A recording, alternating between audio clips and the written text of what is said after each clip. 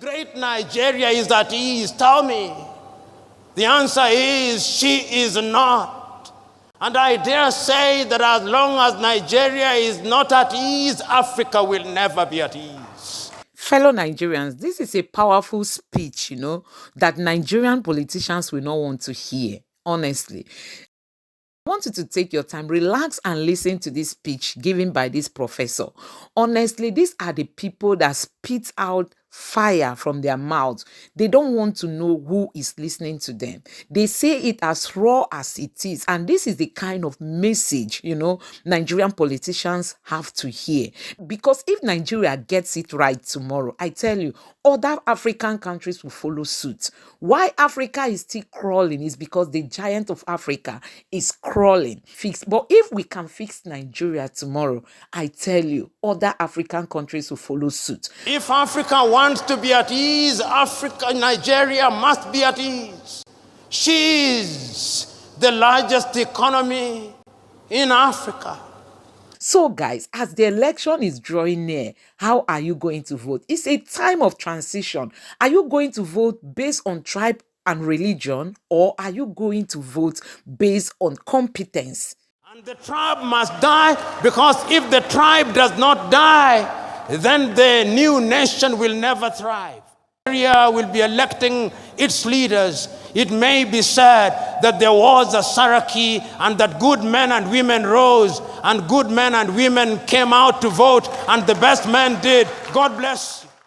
So guys, I call this man Peter Obi's brother because I see they both have almost the same ideology. These are people that want to see Africa get better. These are people that want to see Africa reduce their dependence on, Western world. These are people that believe that Africa is loaded with so much potentials. Honestly, I just want you to take your time and listen to this Peter Obi's senior brother. These are people with great ideology. These are people that think about the masses. These are people that want an ordinary citizen, to feel belong. These are people that want Nigeria and Africa at large to work for everybody. So guys, I want you to take a cup of coffee, relax and take your time. Listen to what this our professor got to say.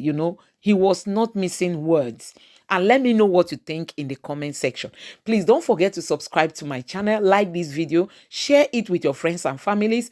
Thank you. Distinguished ladies and gentlemen, I'd like to bring to the podium Professor Patrick Lumumba.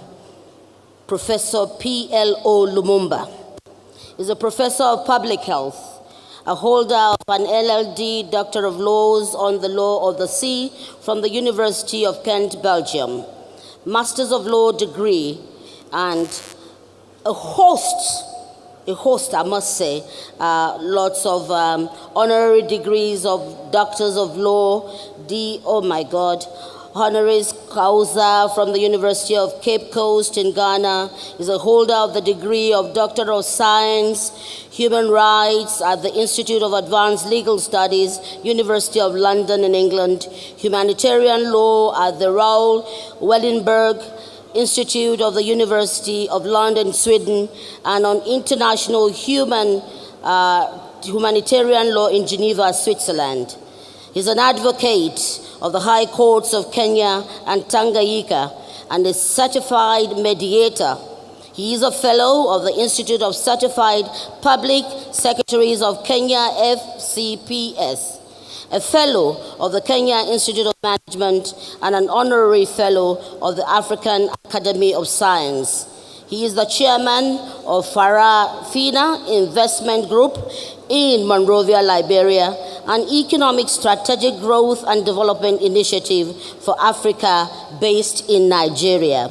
He is the immediate former director and chief executive officer of the Kenyan School of Law, a former secretary of the Constitution of Kenya Review Commission, and a former director of the defunct Kenya Anti-Corruption Commission.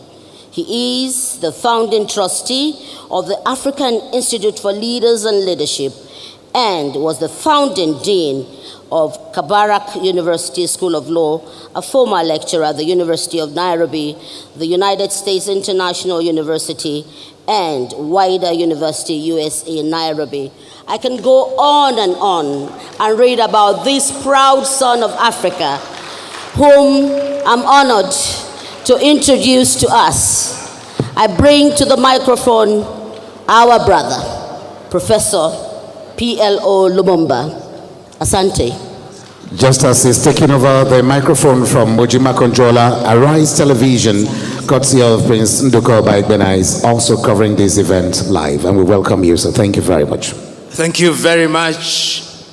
Let me start by recognizing the chief guest, who is the President of the Federal Republic of Nigeria. Permit me also to recognize the family of the late Dr. Abubakar Olushola Saraki, and permit me for good order to stand on the protocols already established. Let me say how glad, honored, and privileged I am to be invited to deliver a memorial lecture on the 10th anniversary to commemorate the departure of Dr. Abubakar Olushola Saraki. Any keen student of African politics, and I claim to be such a keen student, would have heard of Dr. Saraki, and I had heard of him before this invitation. I'd also had the honor and privilege of meeting Dr. Bukola Saraki when he was the president of the Senate. And he granted me the opportunity to address the Senate then. That is not to forget that my good friend, Brother Bajamila, also granted me a similar occasion in the House of Representatives. I'm glad to deliver a lecture to memorialize an individual of whom it can be said that he was a colossus who bestrode the Nigerian political terrain and made his contribution in a manner that makes it worthy to be remembered favorably. I say so because there is no shortage of individuals who come and go and their memories are not worth much. We have had the honor and privilege of seeing the snippets of what he did during his lifetime. And if it is true that one is not successful until his successor succeeds, then Dr. Saraki was successful. He was successful because his successors have succeeded and they continue to succeed.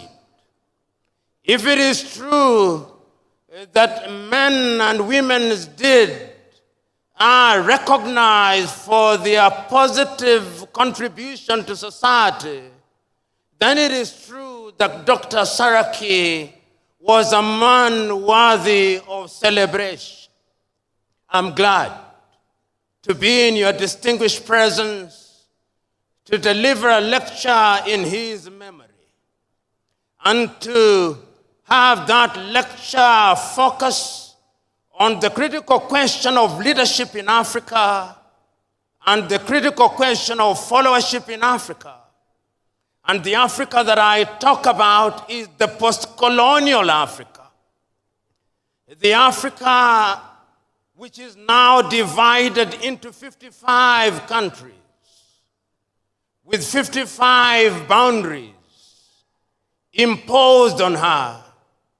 An Africa which is famous as the cradle of mankind. An Africa which is said to be great in prospect. an Africa about which there is much expectation, but an Africa which continues to punch below her weight. That is the Africa that I will be talking about as I focus on the question of leadership and followership.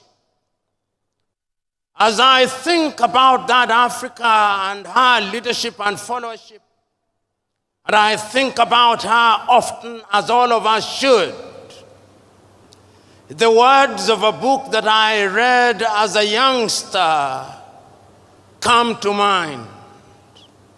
And any one of us who had the opportunity of reading the book A Tale of Two Cities will remember these words. It was the time, the best of times, and the worst of times.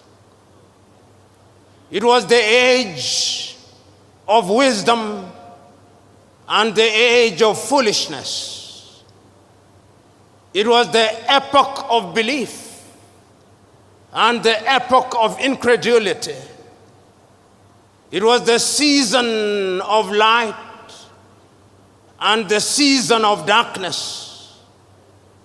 It was the spring of hope and the winter of despair. Those words define the mother continent as we live in her today. Those who commentate about the continent never tire to say that this is a great continent. Those who care about this continent never tire to remember that this continent, divided as she is, has had many leaders. And when I allow my mind to go down memory lane, I can remember so very vividly the immortal words of many great African leaders on the eve of our regaining our independence.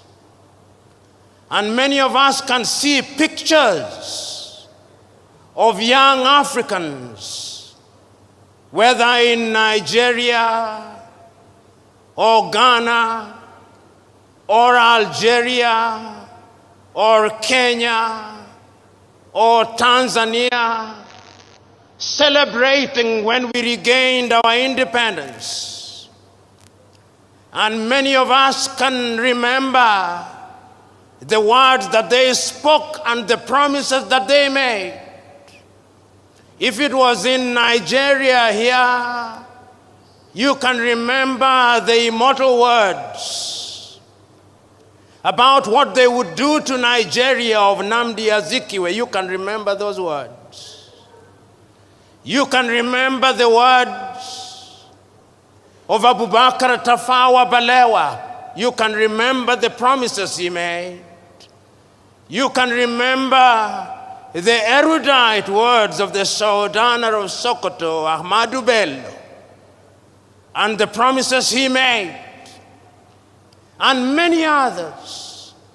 When they spoke then, those who are young saw in them the similitude of Moses in the Bible.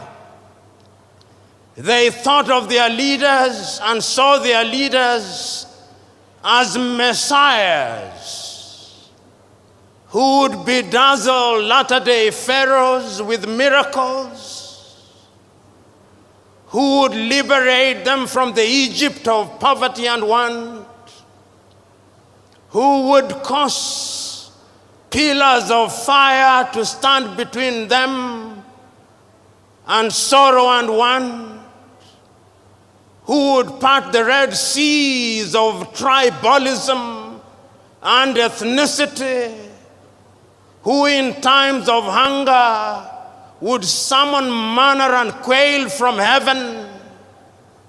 That is what they thought of their leaders, messiahs. But today, permit me to say, in many African countries, they are saying it was better while we waited. It was better while we waited. There is a sense in which throughout the continent of Africa, there has been disappointment with leaders at all levels. So that when on the eve of independence, we wanted to come home, now that we regained independence, we never tire to see images of our young men and women dying in the Sahara, dying in the Mediterranean Sea, being humiliated at the embassies of the erstwhile colonizers as they seek to leave our countries and the continent. It was better while we waited, they say. Which begs the question, what happened and what is happening? That we have so many individuals who occupy positions of leadership, and yet the biggest deficit is that of leadership in Africa. You know, in 1983, your own countryman, the late Chinua Achebe, wrote a little book which he could well have been writing about Africa, but he focused on Nigeria, the trouble with Nigeria. And Chinua, without mincing words, says the trouble with Nigeria is simply and squarely a problem of leadership. Whether you agree or disagree with Chinua, that is another debate. But he had his perspective. And he was asking a question that we continue to ask about the continent of Africa. Why is it that while on average 60 years after we regained independence, the 55 countries that constitute the continent of Africa, why is it that we cannot feed ourselves? Why is it that we have no faith in our institutions? We have no faith in our hospitals. Why is it that we have no faith in our education systems? Why is it that we have no faith in our abilities? Why is it? Where has the leadership been? Why is it that so many years, while politics becomes the toy that lulls us into a false sense of security, our economies are controlled by people from other civilizations? Why is it? These are uncomfortable questions which we must pose and confront and answer if the mother continent is to realize our potential. Why is it that the mother continent is ever so negatively attractive to other civilizations? You know, as I talk about leadership, and as I think about leadership, and I think about what leaders are enjoined to do, I think about this mother continent. And many times, I see how our men and women in positions of leadership are being treated by other civilizations. And I said, oh God, where are our leaders? When the world congregates under the G7, there are no African leaders there. The best they can do is to invite one or two, and beyond the photo opportunity, they are told to go away, and go away they do. When there is a meeting of the G20, it is the same thing. There is no African leader there. And when at the United Nations they have voted all our countries, France, the United States, China, Russia, can come and neutralize all our votes. And I say, where are the leaders in Africa? And as you observe African leadership today, they are summoned by different leaders in the world. If the Japanese do not summon them to Tokyo under UNCTAD, the Indians are summoning them to New Delhi. And if the Indians are not summoning them, the Turks are summoning them. And if the Turks are not summoning them, the Chinese are summoning them.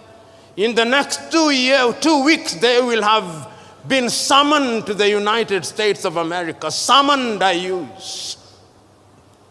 Africans who are watching this scenario ask, where are our leaders?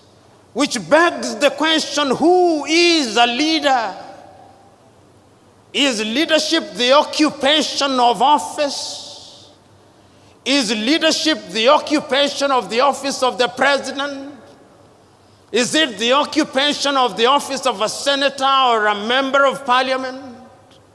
Or the occupation of these high-sounding positions which gives us honorifics? Is that what leadership is? From where I sit, that is pseudo-leadership. From where I sit, leadership is about service. Leadership is about honor and privilege to serve. That is why I still understand the men of old, the men of wisdom who said, he who is greatest amongst you must be your servant. This is what Africa is asking for. And Africa has been asking this question since she regained her independence. You know, when one is talking about leadership in Africa, one must go into history and ask ourselves, what was leadership before we were rudely disrupted? We had our traditional rulers. How did they govern?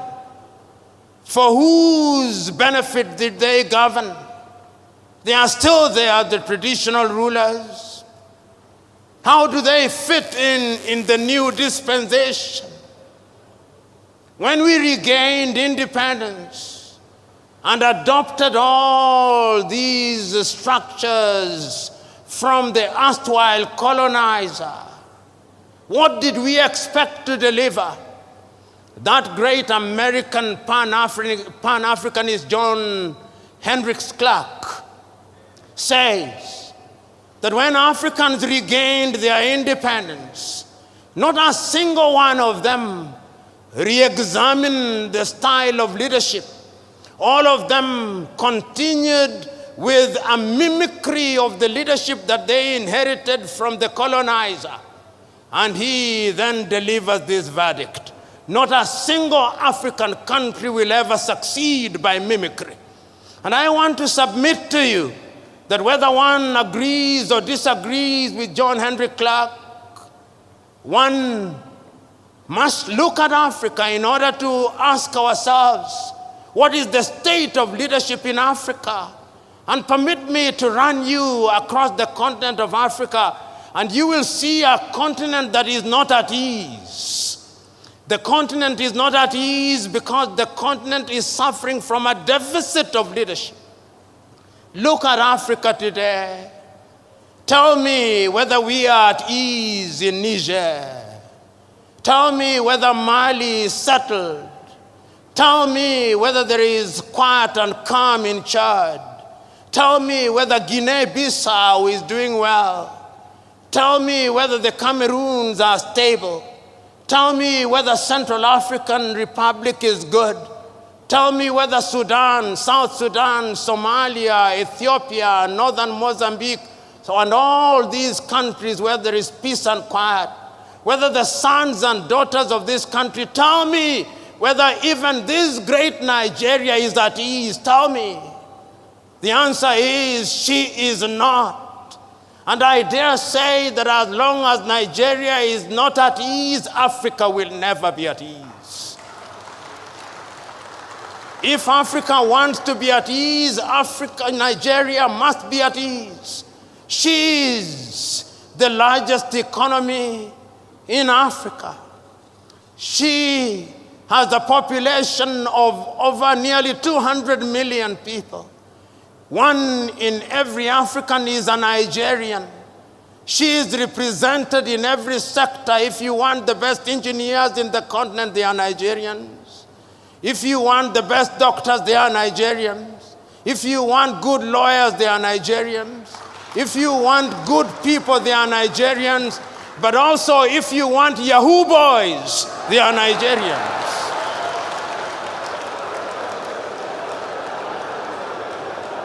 Nigeria is a great country.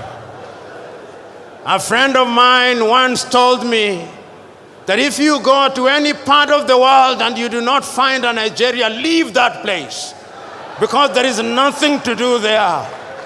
Nigerians are present everywhere in the world, everywhere in Africa, and Nigeria, I'm told, is a $500 billion economy. Never, ever be proud of that, Nigerians. This is an economy that should at least be a $4 trillion GDP economy. Whenever you reach that level, then I'll say Nigeria is doing the right thing. All the ingredients are there. The question is, why is it that she is not realizing our potential? When we talk about leadership, we must ask ourselves, why is it that despite the best intention of the best of us, we do not gain what we desire? You know, I said that when you look at Africa and leadership, you must go back to history. And you ask yourself what the leadership is. And we have looked at Africa that is not at ease. But yet there is a sense in which Africa has had and continues to have men and women of renown. I remember, courtesy of history, when Africa was struggling for our independence. I can remember that great meeting in Manchester in the United States of America, the Pan-African meeting. And history tells me that Nigeria was there. Chief Obafemi Awolowo was there in 1945. And I can still remember his words spoken about African unity. I remember that Ghana's Kwame Nkrumah was there. And then we remember how they came back to the continent to lead the continent. And I am still wondering how in those days, without the benefit of the internet, without the benefit of all means of communication that we now have today, that those men and women were able to govern and to galvanize the attention of the continent of Africa for the sake of Africa. They were there throughout. But even prior to that, I can still remember another great African talking about leading Africa out of our state, the great South African Pixley Kaisa Kaseme in 1906 in Columbia in the United States of America, say Africa must be regenerated. When all these things happened, there were leaders in Africa at that time, and their mandate was cut out for them. Their mandate was to ensure that we broke the colonial chains, and we did. I remember, and many of you here courtesy of history, will remember many Africans at that time, and if I name them, you will agree with me that they were leaders. How many of you in this assembly will not remember Marcus Garvey and say that he was a leader? How many of you here will not remember Julius Nyerere and not say that he was a leader? How many of you will remember Kaunda, Amilcar Cabral, Samora, Moises Machel, Agostino Neto, Namdi Azikiwe, Abubakar Tafawa Balewa, Gamal Abdel Nasser, and many others, and remember that they were leaders who did not want to occupy political space because of material aggrandizement. They denied themselves. I so very fondly remember that when Kenneth David Kaunda left office, it was said of him that the only amount of money he had in his account was the equivalent of $5,000. That is what your current politician eats for breakfast. I can remember when Julius Kambarage Nyerere left office after 24 years, the only amount of money that he had in his account was the equivalent of 8,000 United States dollars.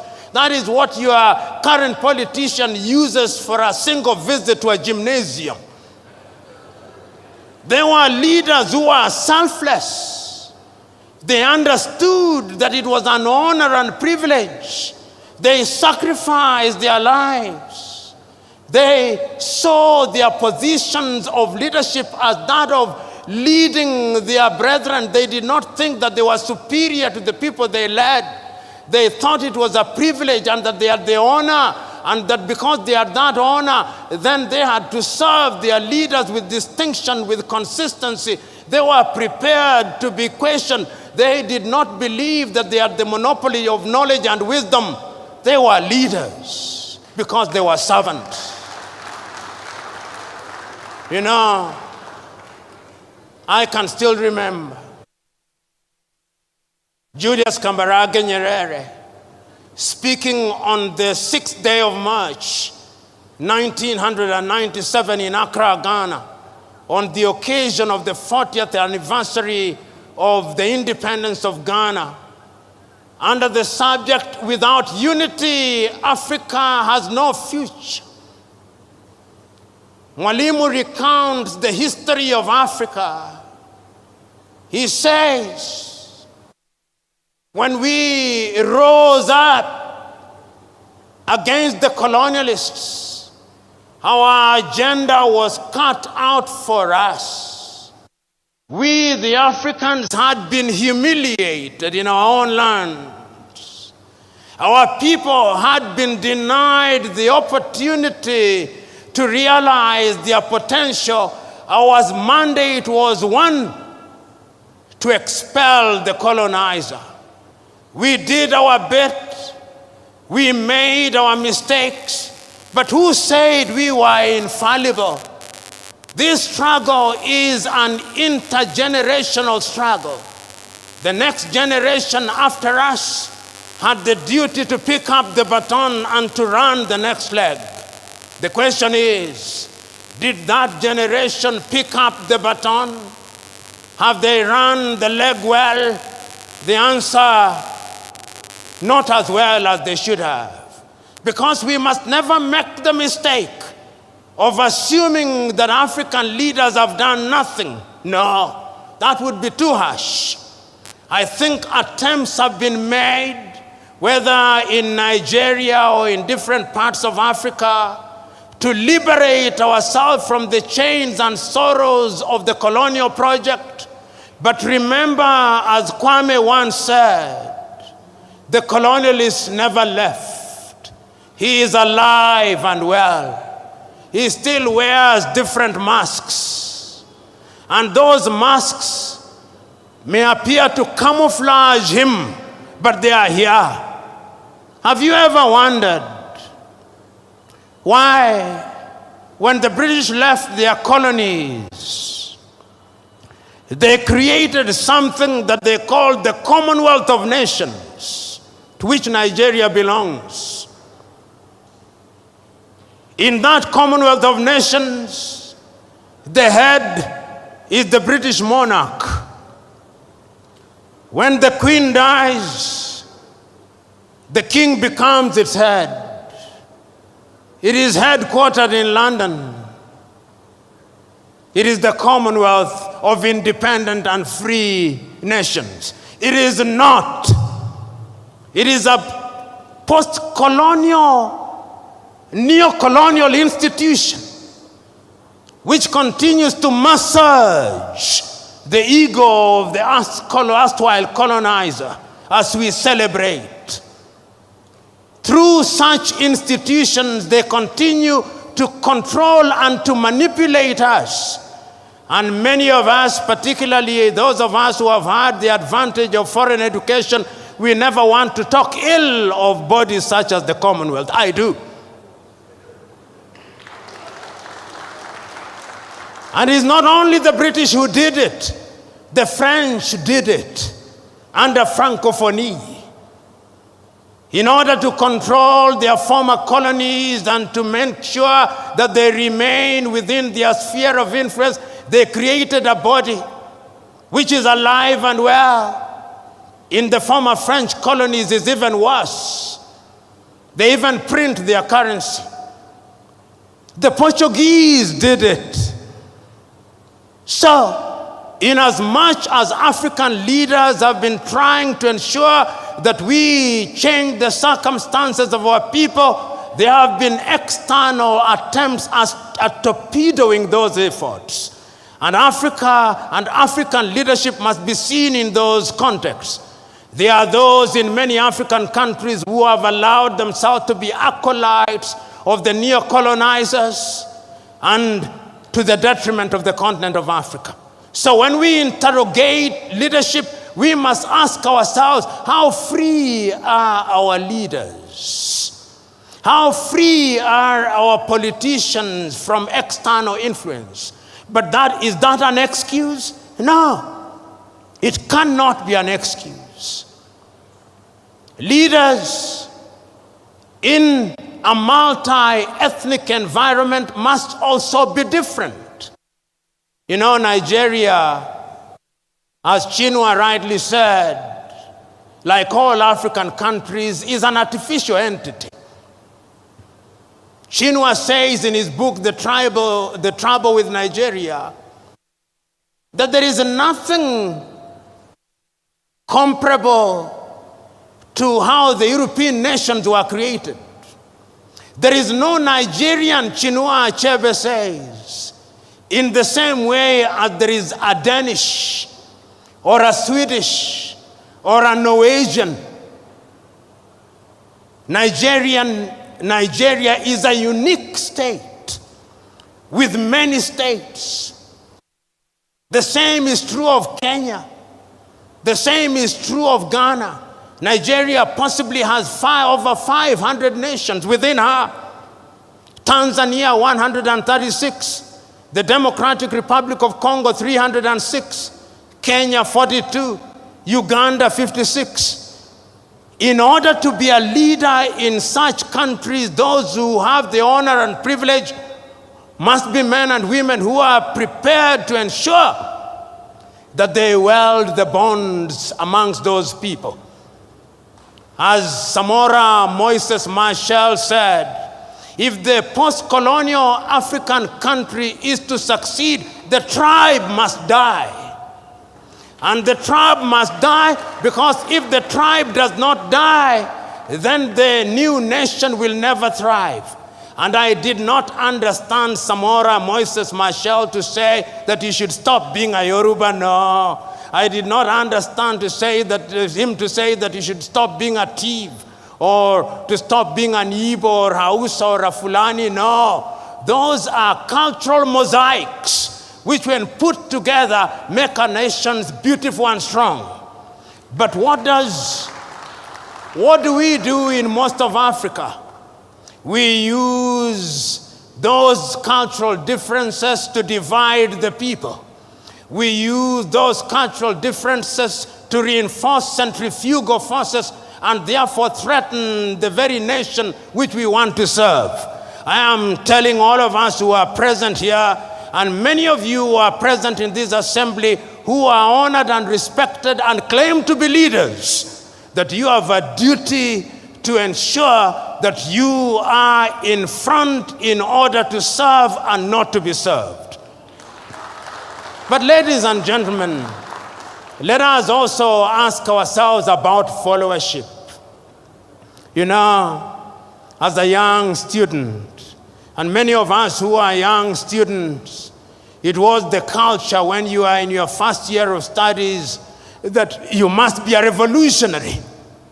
And a revolutionary in the style of Karl Marx. And therefore you would say, workers of the world, unite. You have nothing to lose but your chains. All of us were revolutionaries. And we used to say then that the safety of the bourgeois demands that the proletariat be kept in the most profound ignorance. We were revolutionaries. Who is a leader? Is he a leader who allows meta-ignorance to reign supreme amongst the people he or she is leading? Is it the duty of a leader to ensure that he leads men and women who are enlightened? Men and women who can question what he or she is doing? I'm suggesting to us that true and sustainable leadership also requires that you have a followership that is enlightened, a followership that calls you to account, a followership that is going to make demands of you, a followership that when you say that you are going to improve the quality of their food, they do not believe that agriculture stops on that day, but they believe that agriculture must be intensified and the technology must be used.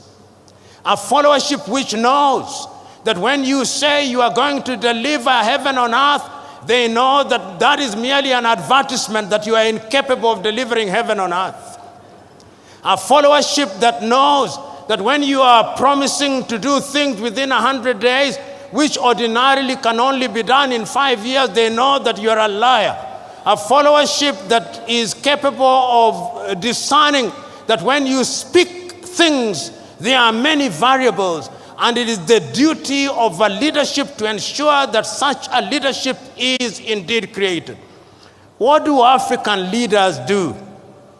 African leaders in many African countries have now assigned the question of education, educating their followers to NGOs and CBOs, which are financed by the Americans, which are financed by the Europeans, which are financed by other civilizations.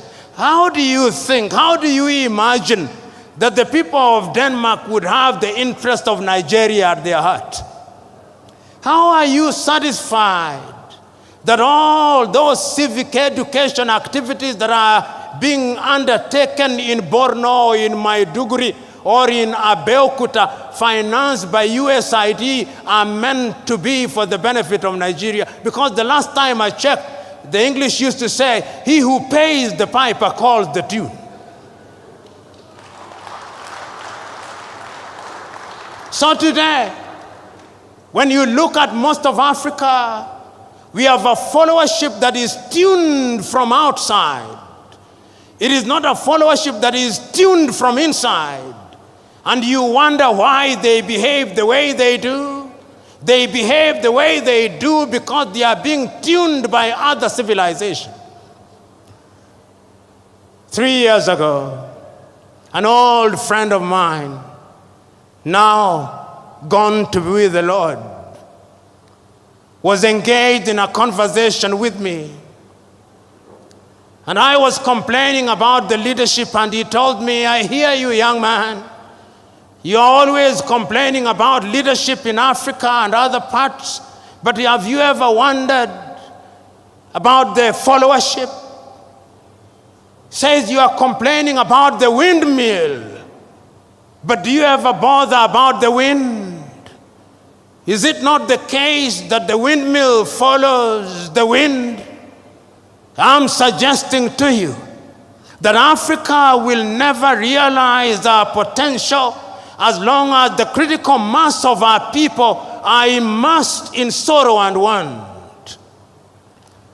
I am suggesting to you that Africa is not going to grow as long as you who are in positions of leadership have perfected the art of appealing to the stomachs rather than the minds of the men and women that you lead.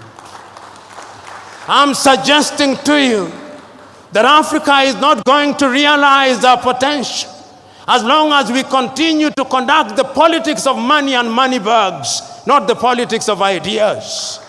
I'm suggesting to you that Africa is never going to realize our potential as long as we are dividing our people along ethnic lines. I'm suggesting to you that as long as you who are in positions of honor and privilege are in the business of dividing our people on the basis of religion, Africa is not going to realize our potential. I remember in 1982, I watched a movie about Mahatma Gandhi, and I remember that great man saying in one of the scenes in the movie that he remembers one day when somebody who was more enlightened than the other preachers came, and he said that on that day he saw that preacher reading from the Muslim Quran on to the Christian Bible, on to the Jewish Torah, on to the Hindu Gita, and on to incantation in African religion, as if it did not matter which book was being read as long as God was being worshipped. I look forward to the day when those of you who are in positions of leadership will be able to tell our people, wherever they are in Nigeria or Africa, that it is not for us to fight for God. If I have a God for whom I have to fight for, that is not a God. The God that I worship fights for me.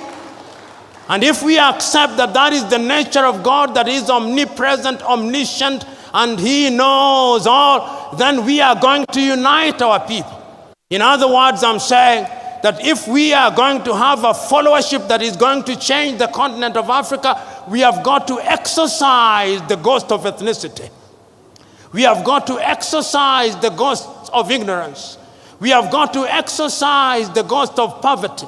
We have got to exorcise the ghost of narrow-mindedness. Fellow Africans, fellow Nigerians, it is still true that everything fails and falls on leadership.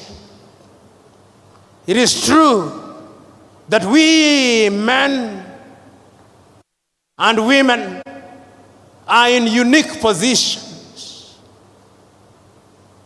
Abu Bakr, Olusala,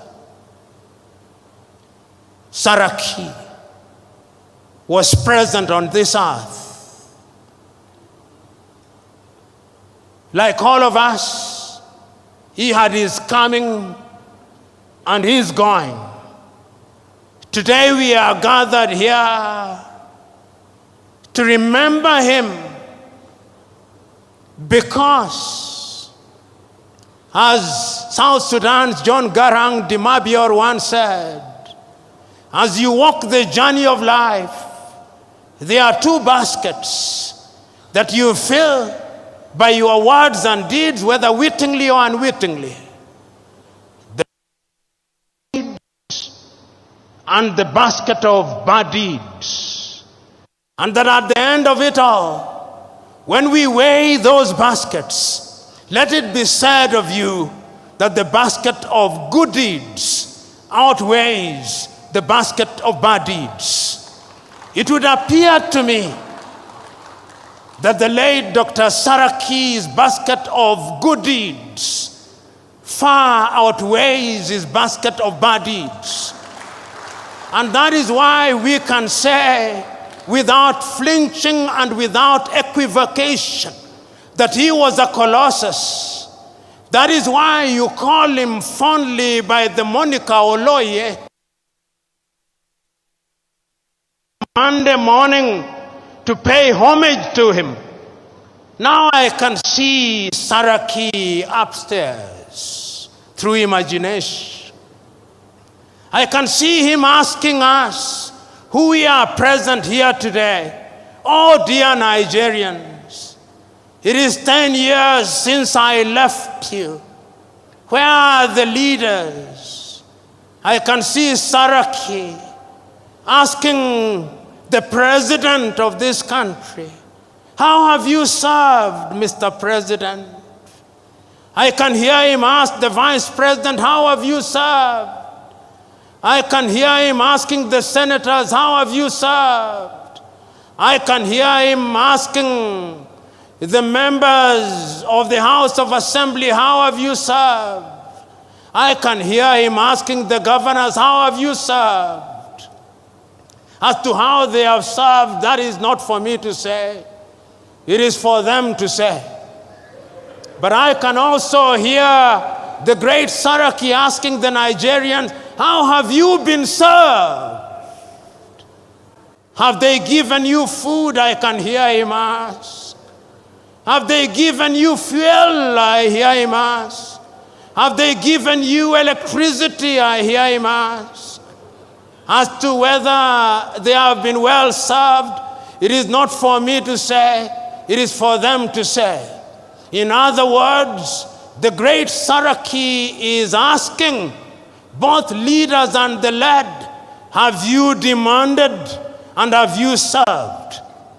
And the leadership that I hear him, the great Saraki, asking of us is a leadership where we are united. Not the unity of the graveyard, whose lingua franca is silence. No. It is the unity of those who are seeking to do good. Those who are seeking to do good, those who ask with the firmness that will open the eyes of the leader without inflaming their anger. I can hear it being said. You know, as I conclude, I remember this story, a story that must be known to you. It's a story about leadership, which must be contradistinguished from human leadership. It's the story of a shepherd, or the story of a poultry farmer. But I'll start with the story of a shepherd. Many of us from the north are famed for cattle keeping. And when you are driving the cattle through different grazing grounds, the cattle believe that you love them so much because you protect them from the elements, because you protect them from other wild animals. But if the cattle were to know that you are the one who would end up eating them, they would treat you very differently. Invariably, they do not know. And therefore, you will continue controlling them the way you do, and you will continue eating them the way you do. But it's a totally different case when you are leading human beings. They are not like cattle. You may lead them in a particular direction. You may think that you have lulled them into a false sense of security. You may think that you have deadened their minds. But always remember that one day, if you don't do that which is good and right, of reckoning. There is a day of reckoning, and history has demonstrated that it can come in the twinkling of an eye. History has demonstrated that kings have been toppled. History has demonstrated that presidents have been removed. History has demonstrated that great men have been cut down. History has demonstrated that men can rise when they are misled. History has demonstrated that men are indeed capable of rising up. You know, I always read these words of the American Declaration of Independence Because I love them. They applied to humanity. Before America became what it is, they had enlightened men. We hold these truths to be self-evident. That all men are born equal, that they are endowed by their Creator with certain unalienable right, that among those are life, liberty, and the pursuit of happiness. And it is for these reasons that governments are instituted amongst men. And that when those governments fail to perform, it is the duty of those people to rise up and to remove such governments. I am submitting to us that we in the continent of Africa, you who have the honor and privilege of serving, you who worked and served under the tutelage of Oloye, today, let us take a solemn vow. Let us take a solemn vow that we are not simply here to memorialize him. We are not simply here to remember the good deeds that he did. We are not simply here to repeat the things that he did. That we have come here to imbibe the spirit of Oloye.